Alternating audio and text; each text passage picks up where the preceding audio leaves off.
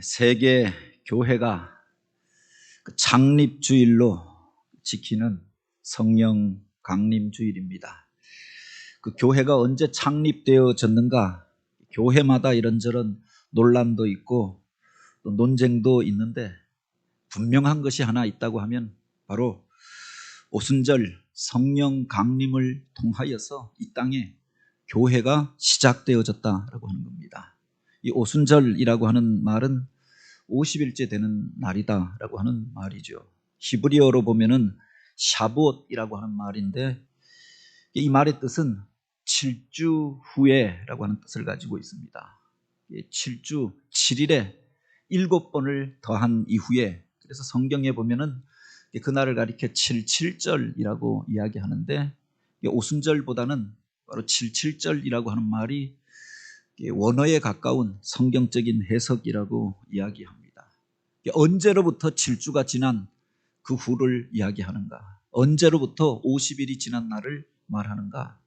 하나님께서 이스라엘 백성을 애굽에서 해방시켜 주신 그날 6월절기로부터 50일째 되는 날이다라고 해서 오순절이라고 하고, 7주간이 지난 그 다음 날이다라고 하여서 바로 77절 샤부옷이라고 이야기합니다. 그때 그들이 이제 시내 광야에 이르게 되어지고 그 시내 산에서 바로 하나님의 말씀을 받게 되어지죠. 그 시내 산 아래에서 1년 동안 머물러 있으면서 하나님이 주시는 율법을 받고, 그리고 그 속에서 하나님의 백성으로 그 말씀을 지켜 살겠노라 언약을 맺게 되어집니다. 그때로부터 바로 그들이 이스라엘이라고 하는 공동체로 하나가 되어지고, 그때로부터 바로 이스라엘 민족이 그 말씀 안에서 하나 되어진 민족으로 인정함을 받게 되어지죠. 이 절기는 신약에 그대로 이어집니다. 예수님께서 6월절기에 예루살렘에 올라가십니다. 그리고 바로 그 6월절 양 잡는 날에 십자가에 못 박히시고, 그리고 죽으셨다가 사흘 만에 부활하시지 않습니까? 첫 이삭을 거두는 그날 부활하셨고, 그로부터 40일 동안 제자들에게 나타나시며 그들의 사명을 일깨우시고, 또한 영원한 나라 천국에 대한 소망을 심어주십니다. 그리고 이 땅을 떠나가시면서 그들에게 부탁하시죠.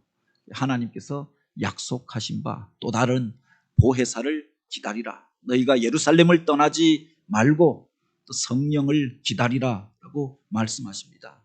그 말씀대로 성령의 은혜와 또 성령의 임재하심에 대한 체험이 없었던 제자들이 예루살렘을 떠나지 아니하고 그 마가의 다락방에 모여서 저녁마다 함께 부르짖어 기도합니다. 오순절 날이 이름에 이제 50일째 되는 날 그들 가운데 성령이 임재하시고 놀라운 능력과 은혜를 체험한 그들이 이제 나아가 복음을 전하게 되어집니다. 그들을 통하여서 첫 번째 교회가 시작되어지고 세계 교회가 창립되어졌던 것입니다. 이 날을 우리가 기념하여서 오순절 성령 강림절로 지키고 있지요. 그런데 성령께서 바로 믿음의 공동체 안에 강림하신 사건이 이것이 처음이 아니었다라고 하는 겁니다. 오늘 본문에 보면은 구약 시대에 이스라엘 공동체 안에 성령께서 임재하신 사건을 기록하고 있습니다. 출애굽한 이스라엘 백성들이 시내 광야에 이르러서 바로 모세를 통하여서 주신 그 말씀을 그들이 듣게 되어지고, 우리가 이 말씀을 지켜 행하겠다 하나님과 언약을 맺게 되어집니다. 하나님께서 그들에게 예배하는 방법을 가르치시고 그들 안에 성막을 짓게 하시고, 그것에 나와 너희들이 죄를 고백하고 또 하나님 앞에 예배할 때 내가 너희를 만나주리라 약속하여 주십니다. 그 1년 동안 그 광야 가운데 머물러 있던 그들이 이제 하나님이 주시는 사명 앞에 새로움을 덧입고 가나안 땅을 향하여 출발할 담력을 얻게 되어졌던 겁니다. 그래서 그들이 이제 가나안 땅을 향하여서 다시금 행진을 시작하게 되지 않았습니까? 처음 그 시내 광야로 나올 때, 시내산 아래에 모일 때 그들은 하나님 안에서 그 언약 안에서 사실은 분명한 정체성을 가지지 못한 채 그렇게 하나님의 구원하심만 바라고 그것까지 이르렀습니다. 그런데 이제 그곳에서 언약을 맺고 거룩한 백성으로 구별된 자로 살겠다 언약하였던 것 아닙니까? 그리고 하나님께서 그들에게 가나안 땅을 주시겠다고 약속하여 주셨던 거죠. 그 말씀 붙잡고 행진을 시작하게 됩니다. 이 시내 산에서 그리고 가나안 땅 입구가 되어지는 가데스 바네아까지는 장정들이 부지런히 걸으면은 10하루 정도 되는 길이라고 이야기합니다. 그런데 우리들이 가는 것처럼 그늘도 있고 샘도 있고 탄탄대로로 가는 게 아니라 거친 광야길을, 메마른 광야길을 그 뜨거운 태양볕 아래서 걸어야 했던 것 아닙니까? 그들이 처음 시작할 때는 희망을 품고 출발했을 것입니다. 이제 우리가 새롭게 살면서 하나님이 기뻐하시는 거룩한 나라를 세워야지, 그렇게 소망을 품고 출발하였을 것입니다. 그런데 작심삼일이라고 3일이 지나지 못하여서 그들 가운데서 불평이 터져나오고 원망하는 말들이 나오게 되었다. 우리가 왜 이 뜨거운 광야 가운데서 생고생을 하며 이 길을 걸어야 하느냐? 이 불편한 잠자리에 대해서, 그리고 그들이 먹는 먹을거리에 대하여서 불평하기 시작하였던 겁니다. 차라리 애굽에서 노예로 있을 때 그 주인이 던져주는 그 고기 가마 곁에서 우리가 먹었던 음식들이 있지 아니한가? 생선과 참외와 수박과 부추와 파와 마늘과 기름진 고기들을 그리워하면서 차라리 그때가 또 좋았겠다. 그들 가운데서 이런 불평의 말들이 터져나옵니다. 그들을 이끌어냈던 모세를 향하여서 원망하기 시작하였고 하나님을 향하여서 불평하기 시작하였던 겁니다. 그들로 인해서 모세가 다시금 하나님 앞에 나아가서 기도하고 탄원하게 되었던 것 아닙니까? 하나님, 내가 언제까지 저들의 일들로 인하여서 이와 같은 고통을 겪고 또 무거운 짐을 지고 가야 합니까? 끊임없이 불평하는 그 백성으로 인하여서 하나님 앞에 탄식합니다. 내가 언제 저들을 잉태하고 낳았기에 저들이 원하는 것들을 내가 들어주고 또 해결해 주어야 합니다. 내가 저들의 아비라도 되는 것처럼, 저들을 양육하는 사람이라도 되는 것처럼 저들은 끊임없이 나에게 요구하는데 내가 언제까지 그 말을 들어야 합니까? 내가 어디에서 저들이 먹을 고기를 구하여서 줄 수 있겠습니까? 자기의 나약함에 대하여서 고백하고 또 백성들의 원망에 대하여서 하나님 앞에 내어놓고 탄식하며 차라리 내 생명을 거두어가 주십시오. 하나님 앞에 기도하게 되었다라고 하는 겁니다. 그때 하나님께서 그에게 주셨던 응답의 말씀이 기록되어져 있는 겁니다.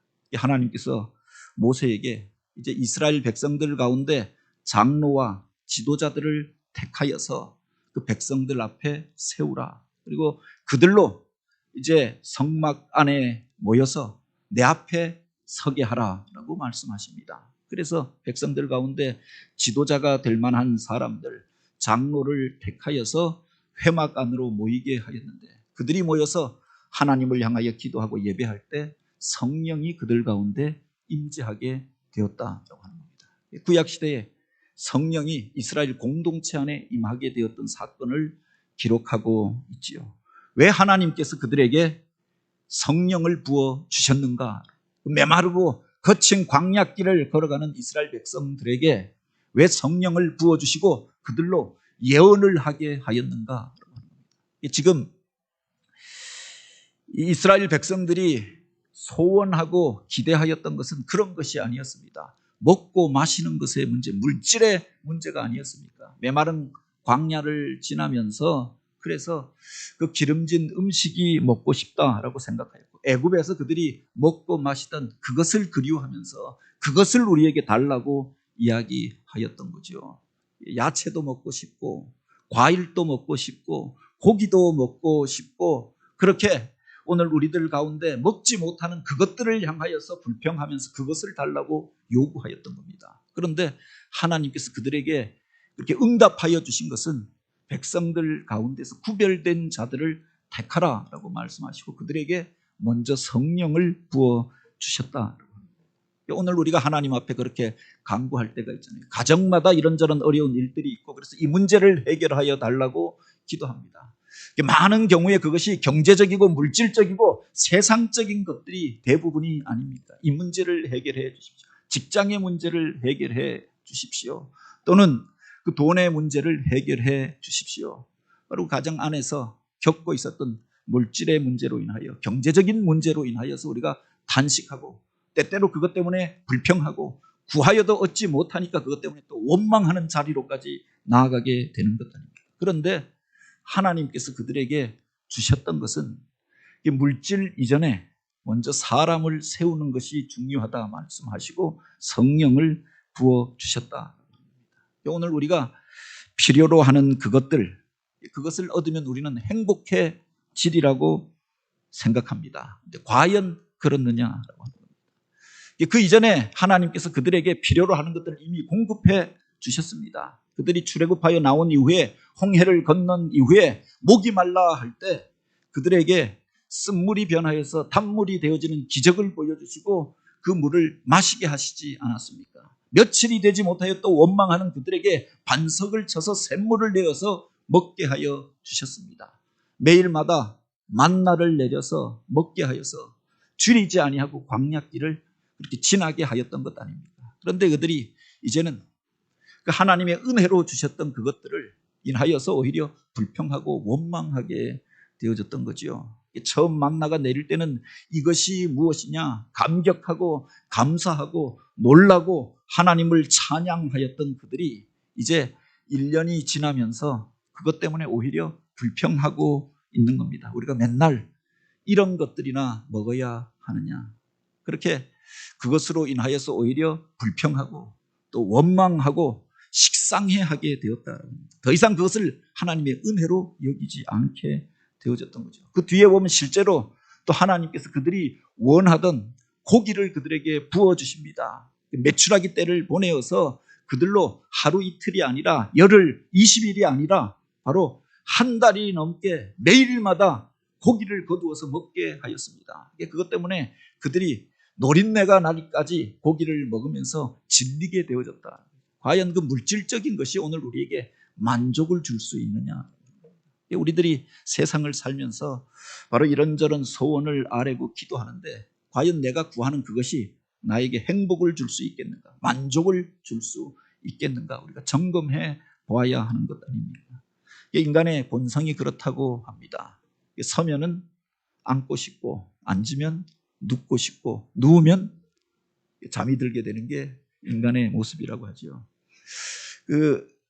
처음 결혼할 때는 그 전셋방 하나만 있어도, 그래서 월세 내지 않고 돈 걱정하지 않고 자기 집 하나 있으면 고운님 함께라면 즐겁지 않더냐. 그것만 있어도 감사하겠다고 생각했습니다. 근데 살다 보니까 내 집이 있었으면 좋겠다고 생각하는 것 아닙니까? 그래서 어렵게 무슨 25평, 27평 자기 집을 장만합니다.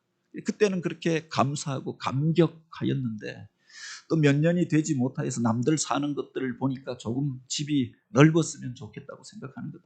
32평, 35평을 목표로 열심히 돈을 모읍니다. 이사한 이후에 잠시 기뻐합니다. 그리고 보니까 그것도 부족하다고 생각합니다. 더 넓은 집을 사기를 원하는 겁니다. 40평, 50평. 그 아파트에 들어가서는 이제 저 푸른 초원 위에 그림 같은 집을 짓고 전원 생활을 또 꿈꾸게 되는 것 아닙니까? 그 물질이, 그 돈이 우리에게 만족을 주는 것은 아니더라라고 하는 겁니다. 그것을 하나님께서 알고 계셨기에 그들이 원하던 것은 고기였고 또 기름진 음식이었고 먹고 마시는 것의 문제였지만 그 소원을 바로 들어주시지 아니합니다. 그리고 그들 가운데 백성들을 바로 가르칠 사람들을 택하게 하였던 거지요. 그리고 그들에게 먼저 성령을 부어주셨다라고 합니다. 오늘 본문에 보면은 장로들을 뽑는 장면이 나옵니다. 이스라엘 가운데에서 사람들이 원망하고 불평할 때, 그것 때문에 모세가 힘들어하고 지쳐하고 낙심하게 되어졌을 때 그를 위로하고 그 무거운 짐을 나누어 지고, 그래서 공동체를 돌보고 하나님이 원하시고 기뻐하시는 일들을 그들에게 가르치고 전하라고, 그래서 장로를 세우고 동력자들을 세웠던 겁니다. 그들이 그 일들을 인간적으로 행할까 봐 그리고 세운 이후에 그냥 일을 맡긴 게 아니라 성령을 부어주셨던 거죠. 그들로 하나님 앞에 나와서 그 사역들을 감당할 수 있도록 기도하게 하시고 그리고 그들에게 성령을 부어주십니다. 그때 성령이 그들 가운데 임재하게 되어지고 그들이 예언을 하게 되었다라고 기록하고 있죠. 이 예언이라고 하는 게 뭔가? 신약 성경에도 보면 바울이 너희가 그 예언의 은사를 사모하라라고 했고 방언도 귀중한 것이지만 이것은 자기에게 유익한 것이요 예언은 모두에게 유익한 것이니 특별히 이런 은사를 사모하라라고 하였습니다. 그들이 성령의 은혜를 받고 예언하기 시작하였다. 그렇게 성경은 기록하고 있습니다. 미래의 일들을 말하는 것을 우리가 예언이라고도 이야기합니다. 그런데 한자어 그대로 보면 이 예언이라고 하는 말은 맡길 예자예요. 그리고 말씀 언자입니다. 하나님이 맡기신 말씀들을 전하는 것. 이게 예언입니다. 자기 말 하는 게 아니라 내 생각은 이렇다 주장하는 게 아니라 내 느낌은 이렇다 이렇게 이야기하고 자기 감정과 분노와 혈기로 말하는 게 아니라 자기 견해를 말하는 게 아니라 하나님이 주신 말씀을 하나님이 맡겨주신 말씀을 사람들 앞에서 전하고 가르치는 것 이것을 가리켜서 예언이라고 이야기하는 겁니다. 그 중에 많은 것들은 미래적인 내용들을 담고 있는 거죠. 지금은 힘들고 어렵습니다. 그런데 하나님께서 그들에게 가나안 땅을 주시겠다. 적과 꿀이 흐르는 땅에 대하여서 선포하고 희망에 대하여서 선포하고 하나님이 행하실 일들에 대해서 선포하는 것. 이게 예언이었던 거죠. 현실 속에서는 그렇게 메마르고 힘들고 거칠고 그렇게 어려운 광야길을 지나면서 그것 때문에 불평하고 원망하였습니다. 그런데 이것이 전부가 아니라 하나님이 행하실 놀라운 일들에 대하여서 이야기하고 우리가 믿음으로 이 길을 가자 격려하며 세우며 하나님의 마음을 전하고 하나님의 뜻을 전하는 것 이게 예언이었다. 성령이 임하실 때 그들이 예언을 하게 되어졌던 거죠. 그런데 이 본문을 잘 들여다보면은 이 장로들이 그래서 예언의 은사를 받고 잠시 예언을 하다가 그쳐지게 되어졌음을 기록하고 있습니다. 그리고 엉뚱하게 호명은 받았으나 그 기름 부음 받고 그 앞에 나와서 장로가 된 자들이 아니라 회중 앞에 그대로 머물러 있던 그 사람들 가운데에서 바로 엘닷과 메낫이라고 하는 사람이 바로 성령 받고 예언을 하게 되어진 일들을 기록하고 있죠. 그들을 통해서 더 많은 역사들이 나타나게 되었다. 왜? 먼저 부름받았던 이 장로들 가운데서 예언이 그쳐지게 되어지고 엉뚱하게 회중 안에 남겨져 있었던 이 멜닷과 에낫이 예언을 하게 되어지고 더 큰 일들을 감당하게 되었는가? 우리가 기억해야 할 것이 하나님 앞에서 직분 맡은 자들이 나중에 그것을 자기의 공로로 생각할 수 있잖아요. 목사가 되어진 것이 장로가 되어진 것이 어떤 직분을 맡은 것이 자기 수고와 자기 공로와 자기 헌신을 통해서 되고 자기는 특별한 존재로 자격을 가진 자이기 때문에 이와 같은 은사를 받은 것이라고 생각할 수 있습니다. 교만하여졌을 때 하나님의 영이 떠나가고 그 은사가 그쳐지게 되어졌던 것은 아닌가. 하나님께서 우리들 가운데 귀한 은사를 허락해 주셨습니다. 그것을 우리가 소중히 여기지 아니하고 사용하지 아니할 때 그 은사가 그쳐져 버리는 겁니다. 처음 은혜 받을 때 성령을 부어주시고 방언의 은사를 우리가 그렇게 받게 되어집니다. 그런데 계속하여서 기도하지 아니하면 언제부터인가 이 방언이 그쳐져 버린 거죠. 어떤 때에는 궁휼의 마음을 품고 병들고 약한 이들만 보면은 그래서 기도하여 주기를 원하고 그래서 안수하고 그래서 중보하고 그럴 때는 많은 역사들이 나타났습니다. 그런데 이게 힘들고 어렵잖아요. 사람들을 찾아다니고 내 문제로 인하여서도 복잡한데 내 이 일들만 해도 바쁜데 다른 사람들 일까지 챙기기가 쉽지 않은 겁니다. 그래서 자기 일들에 몰두하고 다른 사람을 위하여 기도하고 중보하고 또 강구하지 아니할 때 내게 주셨던 은사들이 그쳐질 수 있다라고 하는 겁니다. 사용할 때 바로 그 은사와 능력이 더 풍성하게 또 놀랍도록 나타나게 되어지는 거죠. 물이 그 샘에 차 있을 때 그 샘을 계속하여서 펐으면은 더 큰, 더 깨끗한 물이 계속 터져 나오는 겁니다. 그런데 그 물을 퍼서 쓰지 아니하면은 그 물에 하중이 있잖아요. 그래서 그 샘이 막혀져 버리는 겁니다. 그래서 더 이상 샘이 솟지 않고 물이 솟지 않는 곳이 되어져 버리고 마는 거죠. 여기 보면 그 장로들이 먼저 뽑혔던 이들이, 먼저 은사 받았던 이들이 왜 예언을 그치게 되어졌는지 그것을 자세히 설명하고 있지는 않지만 그 뒤에 보면은 그들 가운데서 장로로 세움 받았던 이들 가운데 반역하는 일들이 일어납니다. 모세를 향하여서 고라가 일어나서 그만 하나님과 이야기하느냐, 우리도 성령 받고 하나님과 이야기하지 아니하였느냐. 나중에 미리암과 아론이 또 그 일로 인하여서 모세를 향하여 책망하고 비난하고 이스라엘 공동체 안에 분열이 일어나게 됐던 사건들을 기록하고 있죠. 은사 받았던 자들이 그 은사를 바르게 사용하지 아니할 때 오히려 성도들 안에 있었던 그 약하고 상하여졌던 것들을 치료하고 공동체가 하나가 되게 하고, 그래서 함께하여서 하나님의 영광을 나타내는 일이 아니라 자기의 교만함과 자고함으로 나타나게 되어졌을 때, 이것을 당연하게 여기고 자랑하게 되어졌을 때 그 은사가 그쳐지게 되어졌다. 오히려 그 은사가 처음 부름받지 아니하였던 사람들, 처음 그 앞에 나와서 세움받지 아니하였던 사람들 가운데 엘닷과 메낫이라고 하는 사람들에게서 더 크게 나타나고, 그래서 그들이 예언하게 되어진 일들을 기록하고 있는 겁니다. 그들이 왜 그 회막 모임 안에 나오지 아니하였는지는 자세히 기록하고 있지 않습니다. 내가 무슨 장로가 되겠는가?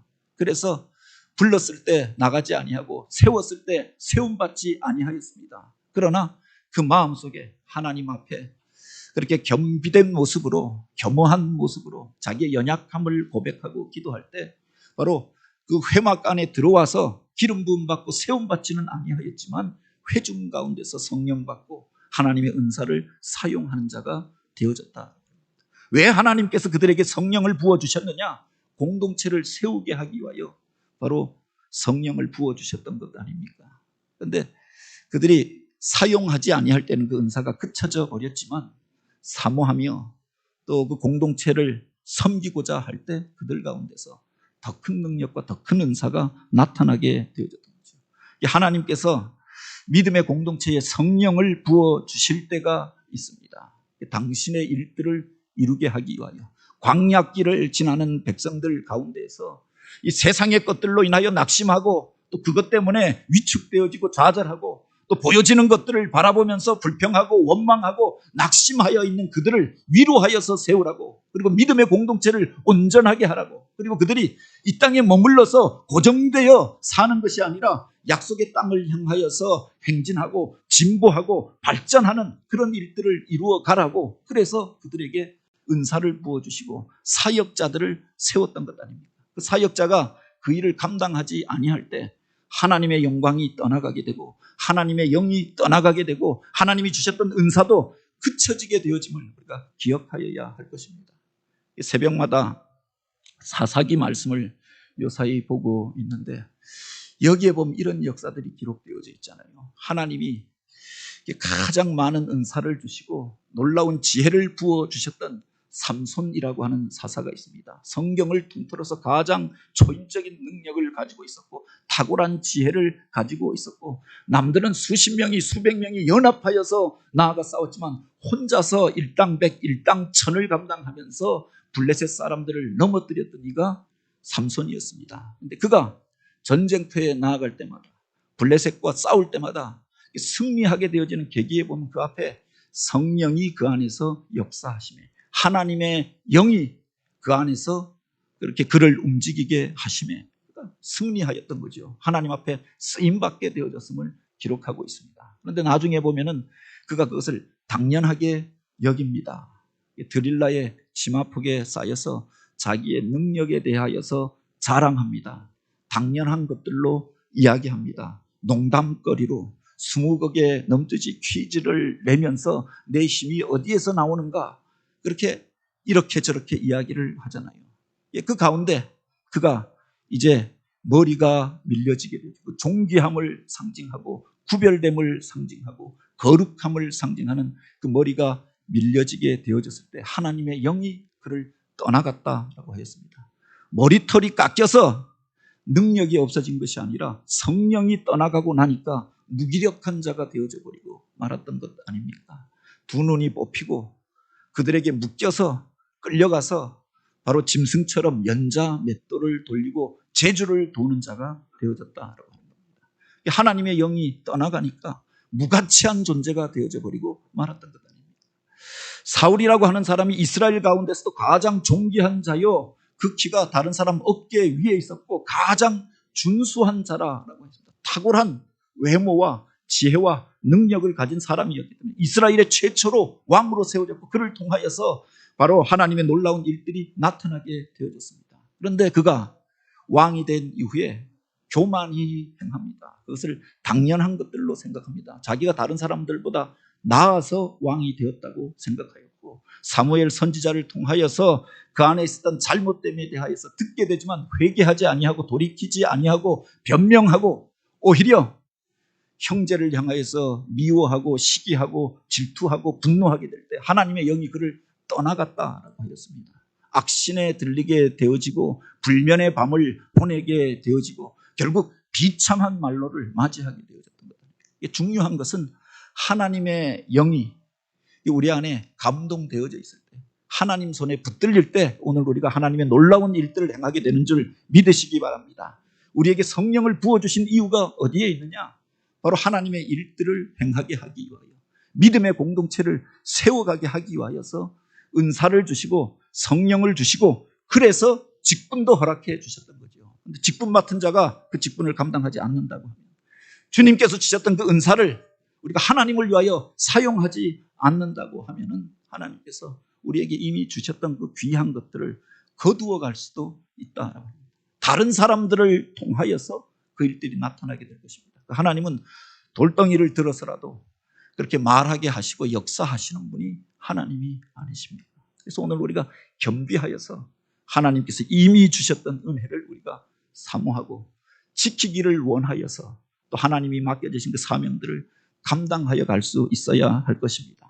여기 보면 모세가 이제 이 일로 인하여서 그 백성들 가운데서 직분도 맡지 아니한 자가 그렇게 이 사역들을 감당하는 것으로 인하여서 여호수아가 그치게 할까요? 할 때 이 말을 하지 않았습니다.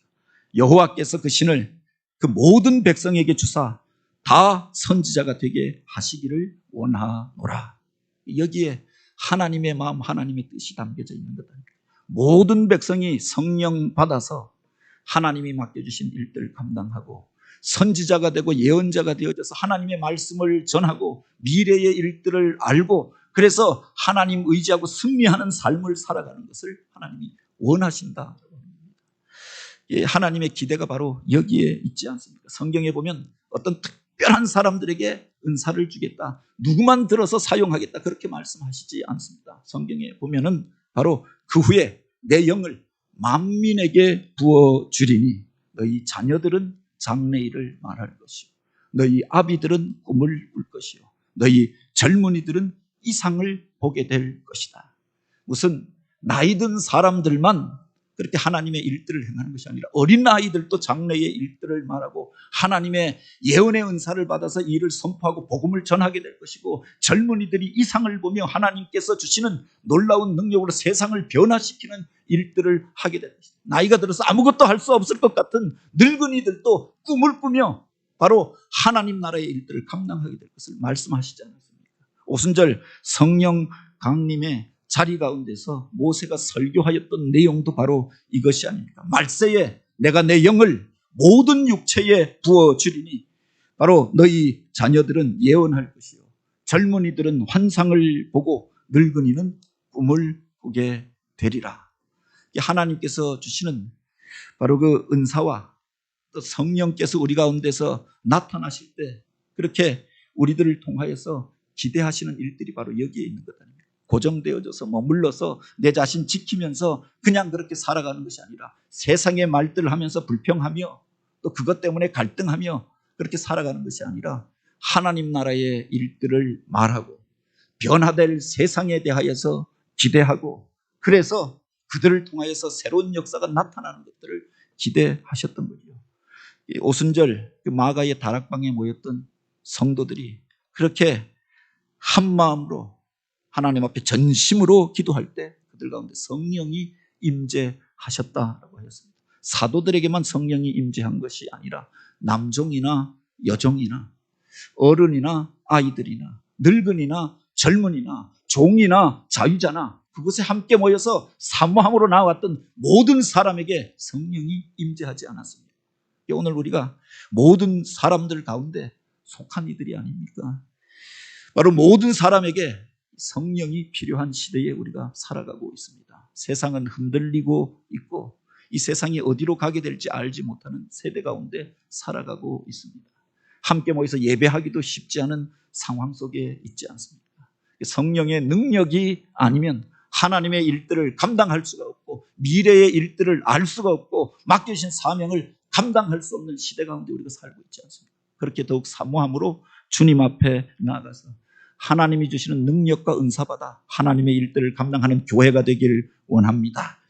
랄프 네이버 목사님의 책 가운데 얼어 죽은 고양이의 이야기가 나옵니다. 어느 날이 추운 밤에 한 고양이가 너무 추워서 몸을 녹일 곳을 찾아서 이 집, 저 집을 기웃거리게 되었다고 하죠. 그런데 어느 집에 거실 문이 열려 있는 겁니다. 그 안을 보니까 그 거실 안에 벌겋게 타오르는 벽난로가 있는 것을 보게 되었던 겁니다. 저곳에 가면은 내 몸을 녹이고 내가 살 수 있겠다고 생각하였던 겁니다.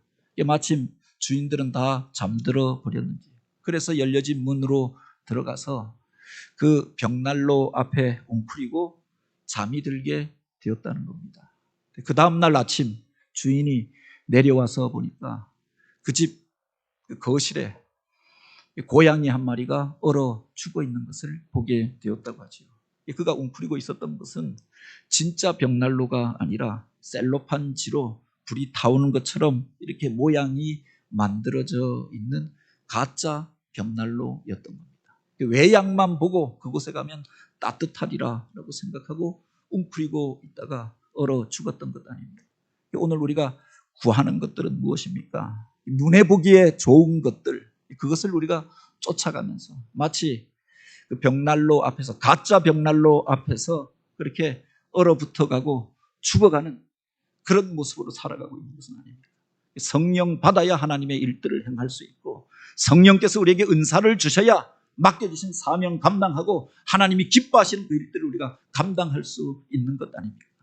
껍데기만의 그것이 아니라 또는 이스라엘 백성들이 구하였던 육체적이고 물질적인 그것을 소원하며 구하고 그것 때문에 불평하고 원망하고 낙심하는 자가 아니라 하나님의 성령을 사모하고 은혜받아 능력받아 하나님이 맡겨주신 일들을 감당하며 이 광야길을 지날 뿐만 아니라 약속의 땅에 들어가 하나님의 영광을 찬양하고 그 거룩한 부흥을 경험하는 교회와 성도들이 되어지길 주님의 이름으로 축복합니다.